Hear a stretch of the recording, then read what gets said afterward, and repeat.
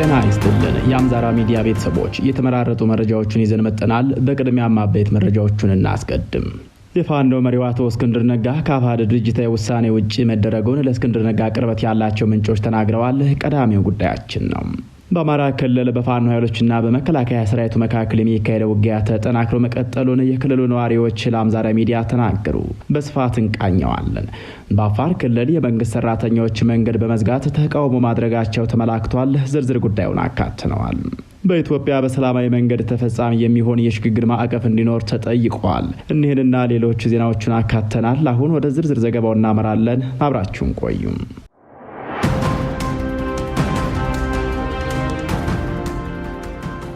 የፋኖ መሪው አቶ እስክንድር ነጋ ከአፋሕድ ድርጅታዊ ውሳኔ ውጭ መደረጉን ለእስክንድር ነጋ ቅርበት ያላቸው ምንጮች ተናግረዋል። በአቶ እስክንድር ነጋና በአቶ መከታው ማሞ መካከል ያለው ወታደራዊ ልዩነት እየሰፋ መምጣቱንም ምንጮቹ አክለዋል። የሸዋ ቀጠና ለአቶ እስክንድር ነጋ ስጋት እየሆነ መምጣቱን ለአቶ እስክንድር ነጋ ቅርበት ያለው የመረጃ ምንጭ ለጣቢያችን የተናገረ ሲሆን ከአቶ እስክንድር ነጋ ጋር ቅርበት አለኝ ያለው ምንጩ ለአምዛራ ሚዲያ በላከው መረጃው ደግሞ አቶ መከታው ማሞ አፋሕድን እንጂ እስክንድር ነጋን አይፈልገውም ብለዋል። አቶ መከታው ማሞና አቶ እስክንድር ነጋ በጋራ ጋዜጣዊ መግለጫ ሆነ ድርጅታዊ ውሳኔ ሰጠው እንደማያውቁ ያነሳው ይሄው ምንጭ በመካከላቸው ያለው ልዩነት ከባድ የሚባል ደረጃ ላይ ደርሷል ብለዋል። አቶ መከታው ማሞ በተለይ ከአቶ ዘመነ ካሴ ጋር በጋራ የመስራት ፍላጎት እንዳለው አስቀድመው አቶ እስክንድር ነጋ በበኩላቸው ከዚሁ በተቃራኒ ናቸው ብለዋል። ይሄውን የሀሳብ ልዩነት ተከትሎ አቶ እስክንድር ነጋ ከድርጅታዊ ውሳኔዎች ውጭ መደረጉን በተጨባጭ አረጋግጫለሁ ብለዋል። አቶ መከታው ማሞ በበኩላቸው ለትግል ቤታቸውን ትተው የወጡ እናቶቻቸውና እህቶቻቸው ሆዳቸው ሲሰነጠቅ በማየታቸው እንደሆነ ተናግረዋል።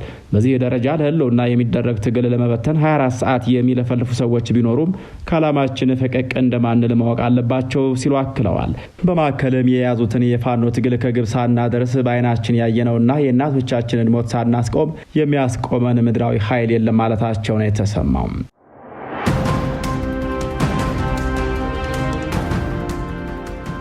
በተያያዘ ሌላ ዜና ኢትዮጵያን የገጠማት ብሔራዊ መዛባት በፋኖ ኃይሎች ሊስተካከል መሆኑ ተነገረ።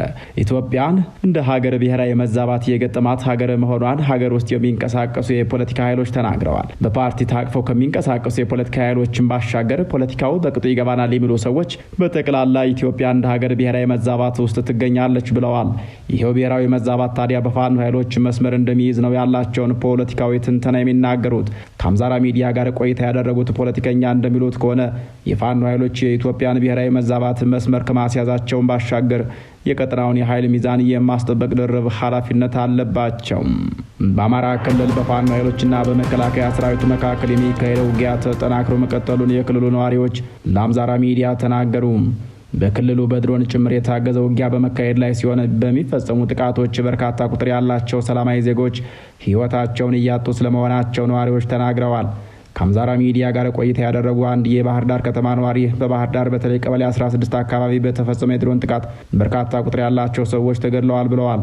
በአካባቢው ምንም አይነት የፋኖ ኃይሎች እንቅስቃሴ እንዳልነበር ያነሱት ምንጩ የድሮን ጥቃቱ የተፈጸመበት ዓላማ ግልጽ አይደለም ብለዋል። በተፈጸመው ጥቃት የ8 ወር መጫት እናትን ጨምሮ ቁጥራቸው በውል ያልታወቁ ሰላማዊ ሰዎች ተገድለዋል ብለዋል። የጥቃቱን ዓላማና አስፈላጊነት በውል እንዳልተረዱ የተናገሩ የከተማዋ ነዋሪ በበኩላቸው የፌዴራል መንግስቱ ዓላማ ሰላማዊ ሰዎችን ማጥቃት እንደሆነ በግልጽ ያዩበት ጥቃት መሆኑን በልበ ሙሉነት ተናግረዋል። በአፋር ክልል የመንግስት ሰራተኞች መንገድ በመዝጋት ተቃውሞ ማድረጋቸው ተገለጸ። በክልሉ በተለይ የመንግስት ሰራተኞች ከደሞዝ ጭማሪው ጋር በተያያዘ እርቦናል፣ ጠምቶናል በሚል መንገድ ዘግተው ህዝባዊ ተቃውሞ ማድረጋቸውን የሀገር ውስጥ የዜና አውታሮች ዘግበዋል። በተካሄደው የህዝባዊ አመጽ ይህ ዘገባ እስከወጣበት ጊዜ ድረስ ምን ያክል ውድመት እንደደረሰ ባይዘገብም የተለያዩ ቃጠሎች መኖራቸውን ግን ዘገባዎቹ ጠቅሰዋል። በተቃውሞም ያለፈው ዓመት በጀት ዓመት ያልተከፈለ ደሞዝ ይከፈለን የሚል ድምጽ ከፍ ብሎ መሰማቱን ዘገባዎቹ አክለው አንስተዋል።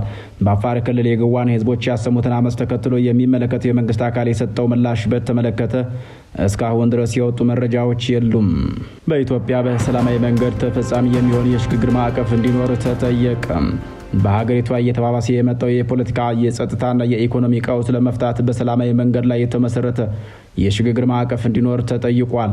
የተለያዩ የፖለቲካ ድርጅት መሪዎች፣ የትጥቅ ትግል ተፋላሚ ቡድን ተወካዮች፣ ምሁራንና አክቲቪስቶች የተካተቱበት ተቆርቋሪ ኢትዮጵያውያን የተሰኘ ስብስብ ትናንት እሁድ ጥቅምት 9 ቀን 2018 ዓ.ም በኔዘርላንድስ አምስተርዳም በኢትዮጵያ እየተባባሰ የመጣውን የፖለቲካ የጸጥታና የኢኮኖሚ ቀውሶች ዙሪያ ያተኮረ ስብሰባ ማካሄዱን ተገልጿል። የስብሰባው ተሳታፊዎች ባወጡት መግለጫ ስብሰባው በነሐሴ 2017 ዓ.ም በአሜሪካ የተካሄደውን ተመሳሳይ ውይይት ተከትሎ የፖለቲካ ሽግግር አስፈላጊነት፣ የፖለቲካ ችግሮች አፈታት መርህ ሂደት፣ ወደ ዘላቂ የሰላም ሽግግር እንዴት እንደሚቻል፣ አፍራሽ የሆነን የውጭ ጣልቃ ገብነትና ተጽዕኖ እንዴት መቋቋም እንደሚገባ ለመምከር የተዘጋጀ መሆኑ ተመላክቷል። መግለጫው ባለፉት 7 ዓመታት የጠቅላይ ሚኒስትር አብይ አህመድ መንግስት ያልተገደበ የስልጣን አጠቃቀም፣ ጦረኛነትና የአስተዳደር ብልሹነት ኢትዮጵያን ወደ ጥልቅ የፖለቲካ የደህንነት ቀውስ ውስጥ ጨምሯታል ብሏል። አድማሱና የፈጻሚው ብዛት በየቀኑ እየጨመረ የመጣው የአመፅ እንቅስቃሴ በሀገሪቱ የደህንነት ዋስትና የጠፋበትን ሁኔታ ከመፍጠር አልፎ ህዝቡን መውጫ በሌለው የኢኮኖሚ ማህበራዊ አለመረጋጋት ውስጥ ከቶታል ያለው ይኸው መግለጫው በማዕከል በዘፈቀደ የሚመራ የውጭ ግንኙነት ለኢትዮጵያ የዲፕሎማሲ ውድቀት ምክንያት በመሆን የሀገሪቱን ብሔራዊ ጥቅም ሉዓላዊነት ለከፍተኛ አደጋ አጋልጧል ብሏል። መግለጫው አያይዞም ከጥቂት የስልጣንና የጥቅም ተጋሪዎች በስተቀር ሁሉም ኢትዮጵያውያን በየትኛውም የሀገሪቷ ክልል ይኑሩ፣ ምንም አይነት እምነት ወይም ብሔር ማንነት ይኑራቸው የአምባገነናዊው አገዛዝ ሰለባ ሆነዋል ብሏል።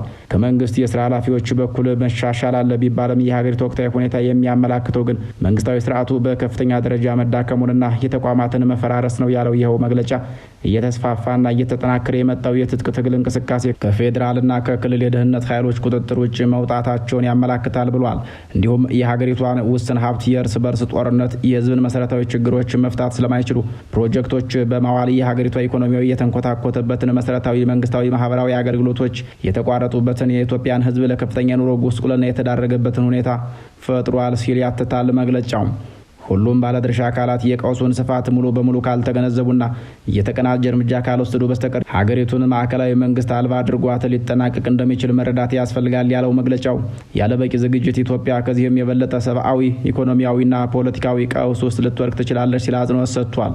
የስብሰባው ተሳታፊዎችም በዚህ ግምገማቸው ላይ በመመስረት ለታጠቁ ቡድኖች፣ ለፖለቲካውና ለሲቪል ንቅናቄው፣ ለተቃዋሚ ድርጅቶች፣ ዲያስፖራዎችና የሲቪክ ማህበራት እያንዣበበ ያለውን ቀውስ አምነው እየተፈታተነውን ጥረታቸውን በአስቸኳይ እንዲያስተባበሩ የጋራ ጥሪ አቅርበዋል።